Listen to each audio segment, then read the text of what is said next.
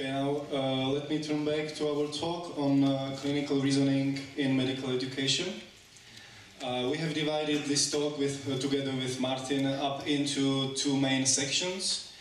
So first of all, I would like to give you some basic concepts about problem-based learning. And after that, we will show you 4 existing and well-proven platforms or tools for teaching of clinical reasoning.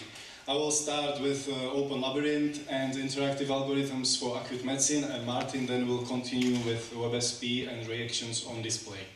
And we will conclude our talk with a list of advantages and disadvantages of these platforms, as well as with some prospects for our common portal platform in the MEFANET network. Just to digress for a second, let me attract your attention to the workshop which is organized tomorrow by Professor Ryška and Dr. Tacheci. I am sure that if you are a regular participant of MEFANET conferences and our workshops, you must know the original virtual cases platform, which will be shown tomorrow in the workshop in deep detail for prospective authors of the cases. So that's why we are not going to talk about virtual cases from Hradec Králové today, and we are leaving it on the workshop and just asking you to come there and be there and learn the virtual cases platform tomorrow. Now, I would like to fill you in with some background about problem-based learning. I hope or I believe that most of you are familiar with the fact that problem-based learning is an effective method for teaching of clinical reasoning, and you can see from the selected list of references that it's not a revolutionary, new or novel method or approach. It's rather old but not obsolete, and in my point of view it has been somewhat circumvented recently in our region and also in MEFANET. If you go abroad, visit some foreign university and visit PBL or case-based learning or problem-based learning sessions, you will find that the PBL sessions are often held in small groups of students. There are not more than 10 students usually. They are seeking and looking for their learning materials and then present them to each other. From the side of the teacher, he or she is rather moderating the discussion of students, trying to steer the discussion to finish the case successfully. Everything is done to fulfill the idea, too much teaching kills the learning. When I was preparing for this talk, I was about to put here pictures from St. George's University in London, where they have completely PBL-based curriculum in medical education. However, I didn't. Why? Because I think that Luke, who is from St. George's University, is going to show us some pictures from their PBL sessions. And the second, we were also successful in organizing the first PBL session for our students. It was about, what you see is picture from the session, it was about leaking aortic aneurysm, and it was organized during Christmas. Why during Christmas? Because now, today, our students have no place for real PBL sessions in their timetable, unfortunately. Let's go to the EVIPs, electronic virtual patients. What you see is a well-known definition. And my key point here is very simple. EVIPs, this is no magic, no complicated science. It is only one of many approaches on how you can implement PBL into your tuition. So if you are not interested in problem-based learning, you will probably not have to bother with virtual patients at all.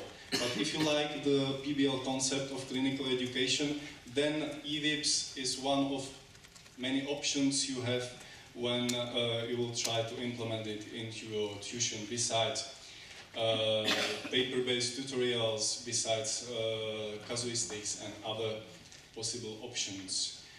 Once you have decided to invest your time into authoring of clinical cases, you should not avoid the possibility to become an interoperable teacher with your cases.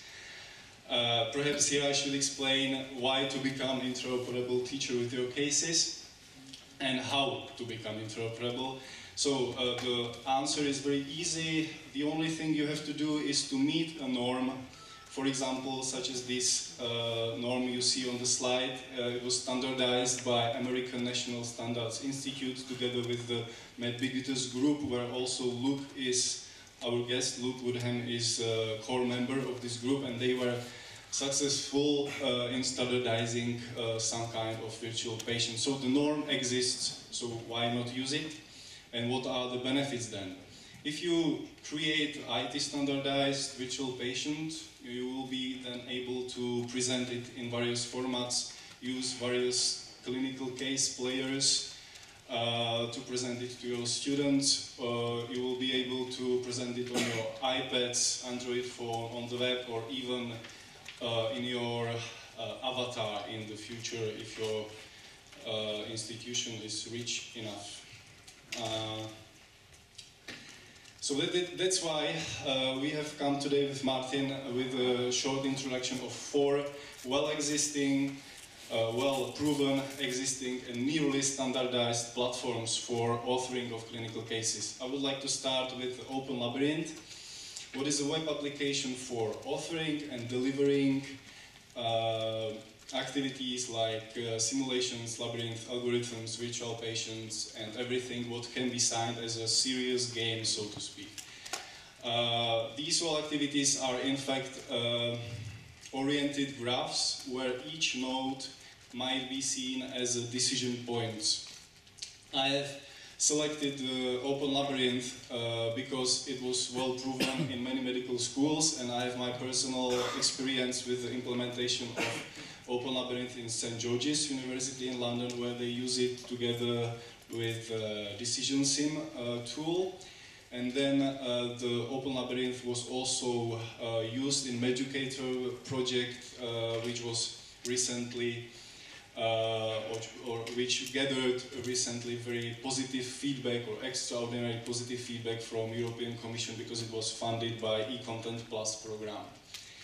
This is just a list of institutions who are taking place in developing of Open Labyrinth, and then their followers also. So as you see, it's available under the academic free license, so it is also available for MEFANET. To touch on the IT background, unfortunately the tool is based on Microsoft technologies, but despite of this unpleasant fact, we were successful to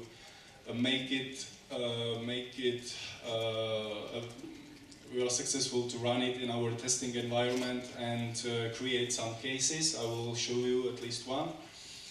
And what I like on the Open Labyrinth is that you can use also the view, the visual understanding environment software. This is another piece of scientific software. And the key point here is that you can use this view environment for creating the structure of your case. You create it on the desktop application with lots of comfort, so to speak, and then you export the structure to a web application where you finish the case by putting text, adding images and video sequences, and that's it. So now let me show you several notes of one case which I have prepared with the head of our psychiatric clinic here in Brno. So Martin will be clicking in the case, and I will give you some comments. It's in Czech. So where we are, can you increase the font a little bit? So where we are, or where am I now, is that I am a psychiatrist or consultant psychiatrist called for rapid development of unexpected behavior in a 60-year-old man who is after surgery of femoral fracture. And during the interview, the man is turning and shaking his legs of a poisonous spider, and he's frequently speaking to absent people and screaming at them, run away, because he will be beaten by a poisonous spider and so on. So this is some unexpected behavior, and what the students should do now is that they should develop a list of symptoms based on this description of the situation or based on the video sequence, which can be also played here on the first note of the case. So they create a list of the symptoms. They can use the pop-up window as a help if they perform some kind of self-study, or they just consult it together with the teacher if there is something like PBL session. Then there is a question what kind of syndromes are there. So here you can see multiple choice question. There can be several multiple choice questions during the case, and the plus minus points might be accumulated during the case, and then they are reported in the summary.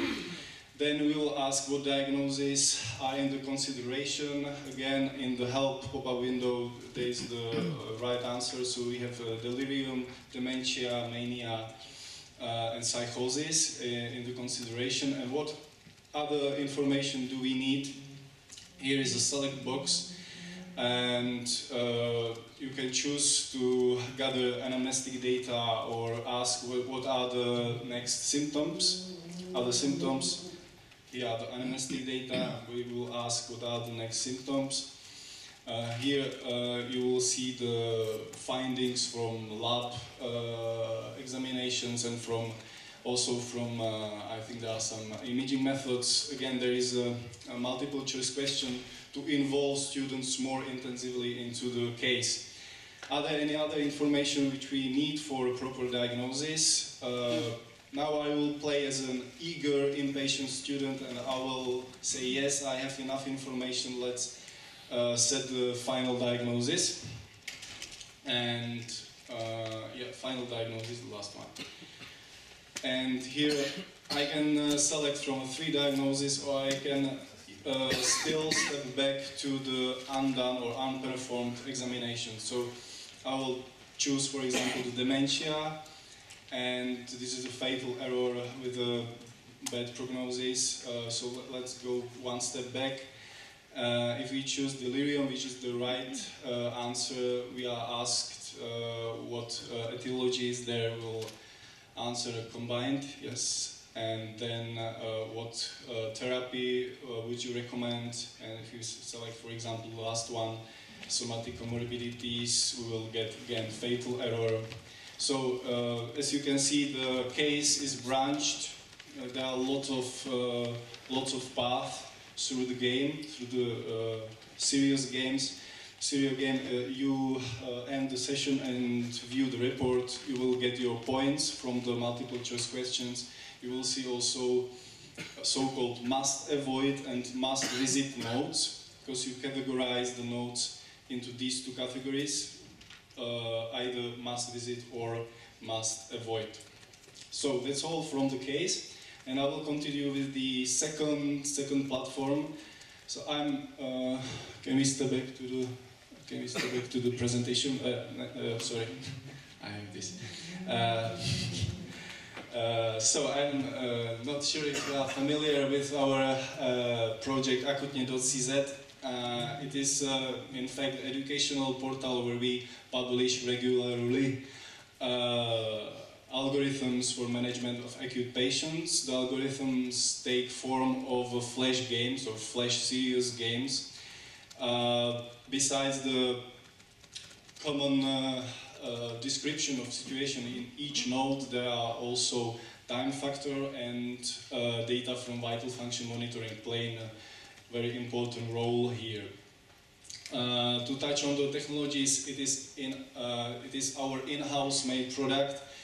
The key point here is that we base it on the XML document, so we are technologically not far from the standardized virtual patient from the MedBeginners group, I think, and I hope.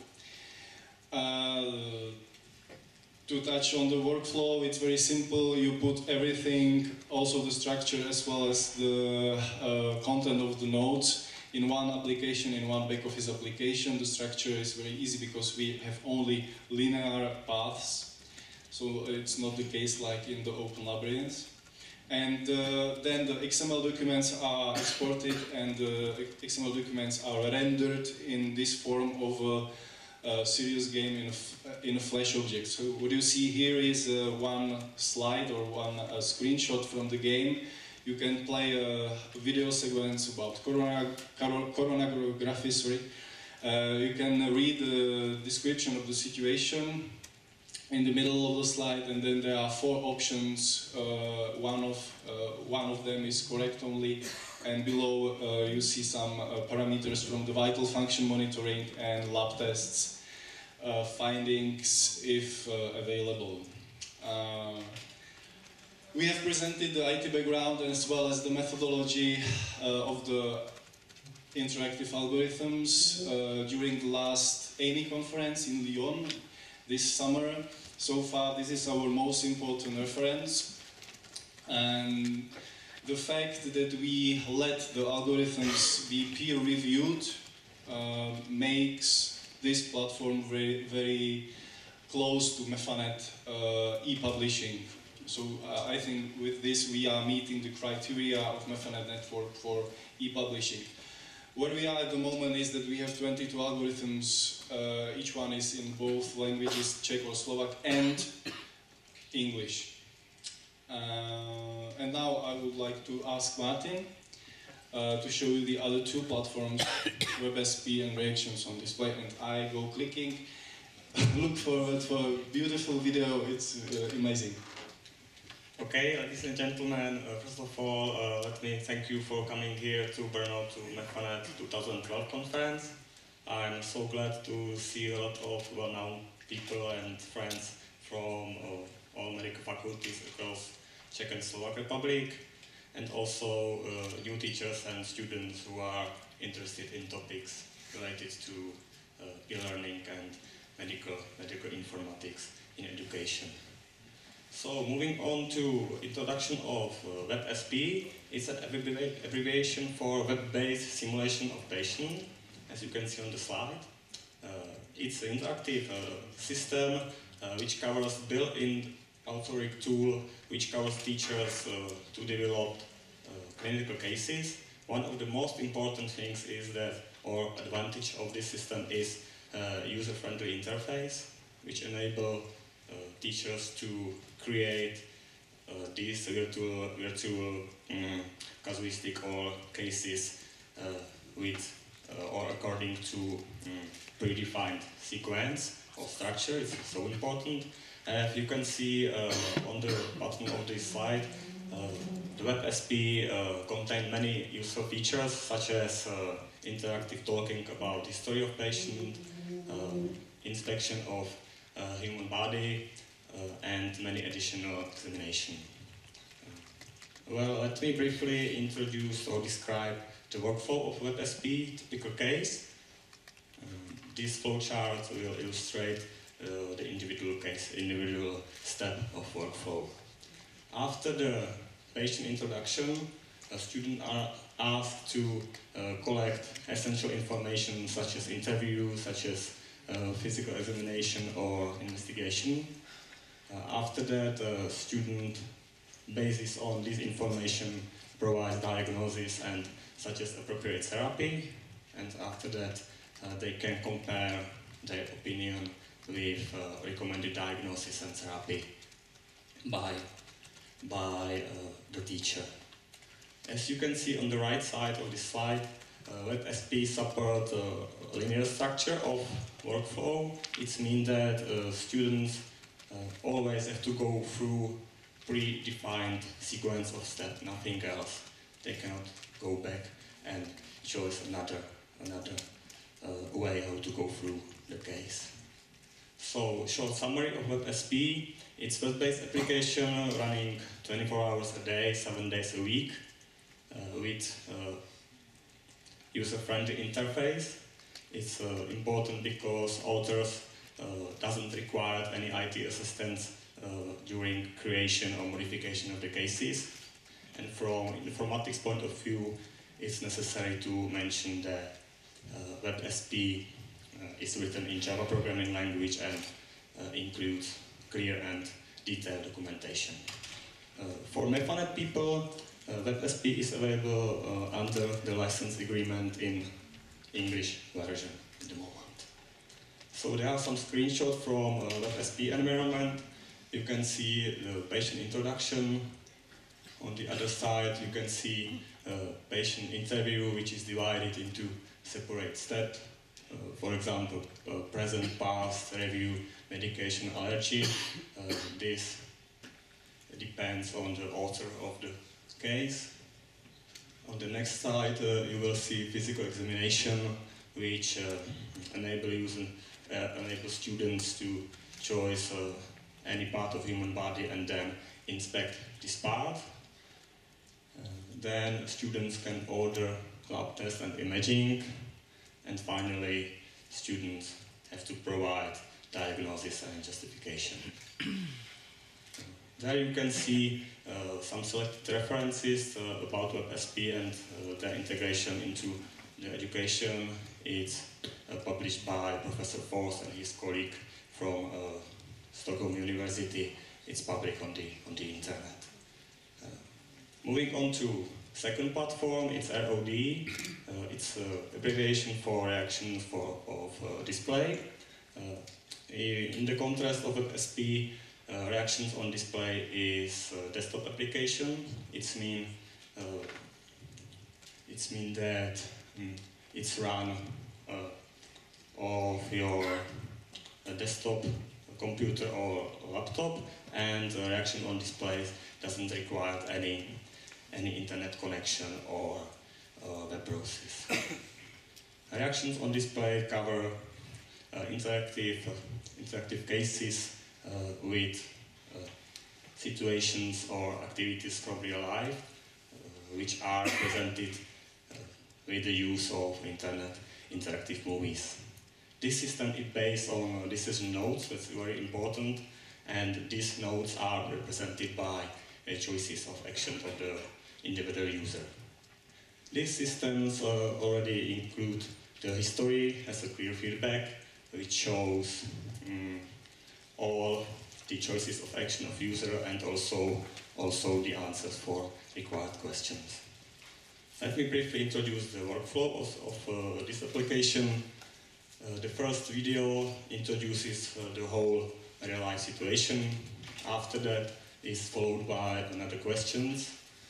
Then user have to do a choice of action, which is followed by video sequence or short movie, and followed by another couple of questions.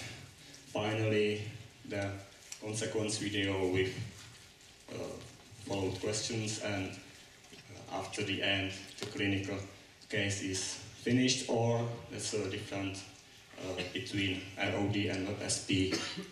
User can go back to another choice of action and go through the clinical case in different way. As you can see on the picture, ROD supports the branch structure. It means that more than one way how to go through the clinical case is available. So user can go back to another action and go through in different way. So short summary of ROD, it's a desktop application with no admin interface. It's important because authors always have to collaborate with IT assistants and need help of them. It's based on Adobe Autoware, commercial product. Unfortunately, Adobe company in this moment announced that other support of this software is limited and finished. From my point of view, it means that Adobe Autoware is almost dead without any support and development. For MEFANET people, it means that ROD is available in English under the license agreement, also with the development team. So there are selected references which are available on the internet in the journal, I think, Informatics for Health and Social Care. Now let me show you the short introduction of the cases in a real demo. So please click watch to film. I'm sorry, just to pause for a second. This is a case from domestic violence. Let me brief and shortly describe the situation. Nick and Joan are at home and they are going to plan a romantic dinner. And just Nick preparing all necessary stuff and waiting for Joan, which is supposed to be here at 8 o'clock.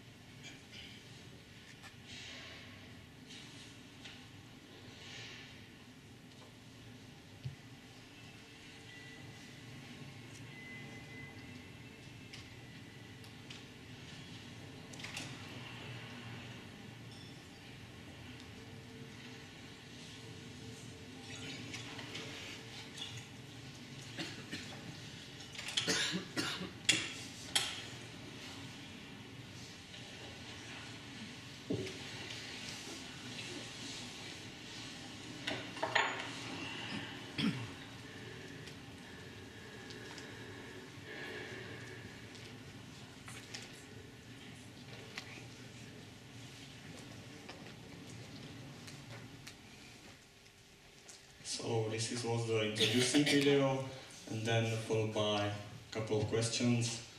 What emotion do you think Nick feel now? For example, anger. Just click and go to the next slide. Yeah. Just click something, whatever. Yes. And for example, please choose the option drink a beer.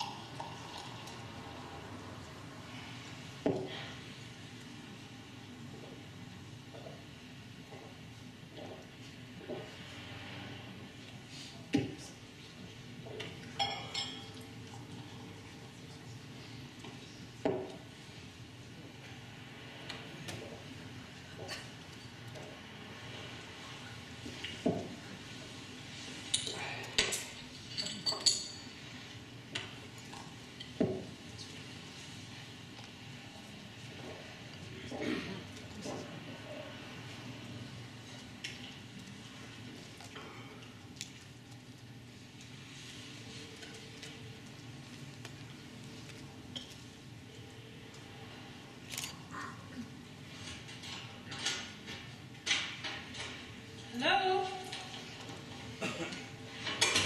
Darling? Why are you sitting here in the dark? Hello? Hi. God, it's great to be home. You have no idea how frantic it was. Lots of talking and people all the time. But fun. I thought the bus would never arrive. You said you'd be home at 8. I thought there were buses leaving all the time, so I started talking to some people, and then I missed the first one, and then there was this long wait until the next. And dinner's cold. Well, we can reheat it, right?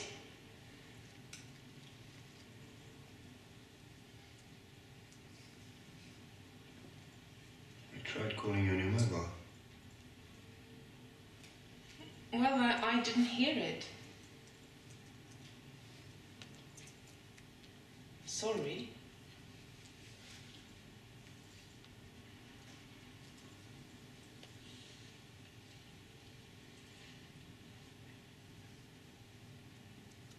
Forgive me. Okay, you can go to another options, yes, please. And the same situation as previously, so some questions about Niklas, and then we can choose between two opportunities how to go through the case. Yes, please. Have you been drinking? Is there something wrong with your phone?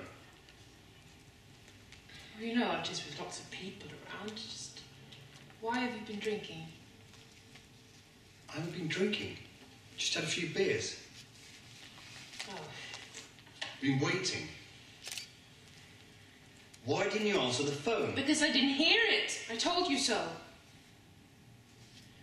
Well, who were you talking to that was so goddamn important you couldn't get your ass on the bus? Just Hey? several different colleagues from work. Which ones? I mean, it couldn't have been those regular hags you meet every day at work. Oh, Must have been some really interesting people. just stop it. Who were they then? Just a few from my team. Just a few from my team. Well, you must have been blabbering really loudly seeing as you didn't hear the phone. Give it to me. I'll check what's wrong with it. Oh, God. Just stop it, Nick, okay? You're being really insane. You know what people do when they go on those trips. They fuck like rabbits. Oh, sure, one has to do it when one can, right? You're no good when you've been drinking. It just dries up like a damn raisin. You fucking watch, I know what you're up to. Give it here. Don't! Give it here! Stop it! Just stop it, Nick. Stop it. Okay, you can start. Give it to me. And as you suppose, the situation will be much more complicated. So, please, can we go back to our presentation? It should be all.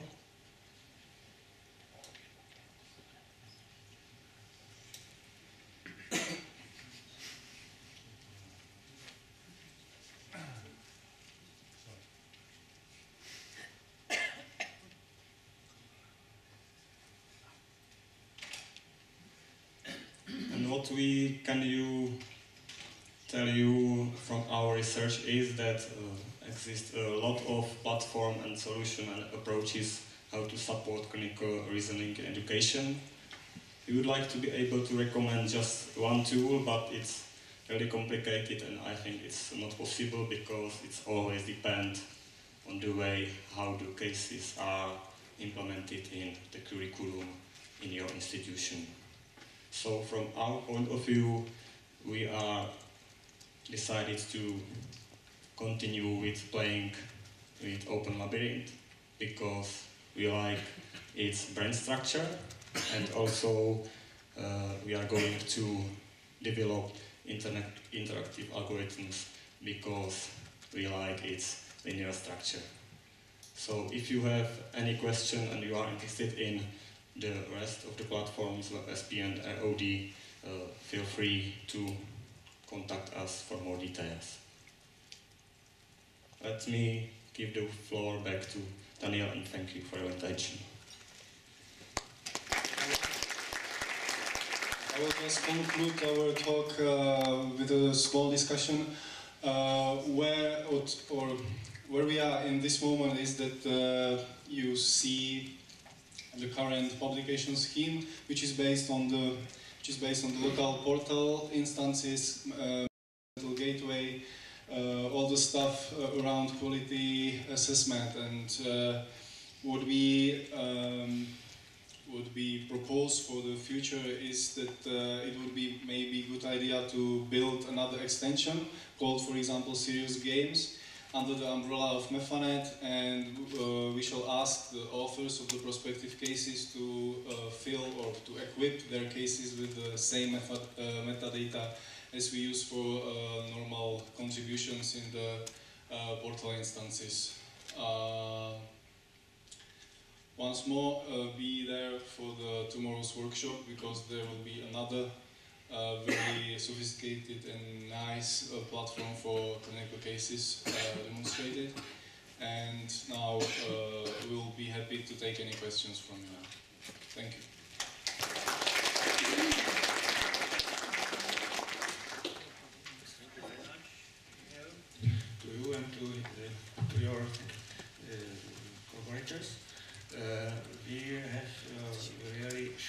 time for some question. Yes, please. Actually, not a question, but rather short comment. It's really remarkable and marvelous what is available in the field of e-learning. But me as an aging clinician, I have to stress that we should not use it as 100% substitute for contact teaching. And despite for our Facebook generation of students, it's definitely more sexy than contact education. Let me share with you my recent experience. We have opened our clinical departments and emergency departments for medical students for the night shift and for the weekend shift, and we expected great enthusiasm from medical students. And opposite came true. Almost no one claimed to come. Almost no one was interested to share with us our night shift. So it's fantastic, but we have to stick in old-fashioned teaching as well. Thank you very much for the comment. If I can give a small reaction, I think that in the next lecture, Luke Woodham can show us how they in St. George's combine the PBL curriculum with the clinical practice and contact with the real patients. I think it might be also shown. So let's teach us. Or if there are any other questions. Yeah. My personal comment, I'm working in the field of data analysis, and I'm not a physician, but the best combination is to combine contact teaching and real practice teaching, let's say in hospitals or in computer, with self-studying of students using such tools, because some, for example, rare events you cannot demonstrate in common practice. So we can use these tools, for example, for advanced teaching, advanced learning. In data analysis, we can use people to check their scenarios and to create their own strategy in analyzing very complicated data sets, and they can do it in a comfort of their home. But of course, contact teaching is the background, is the base, which must start the topic, which must start the problem. That's my point of view, and this is the potential of these tools, interactive tools.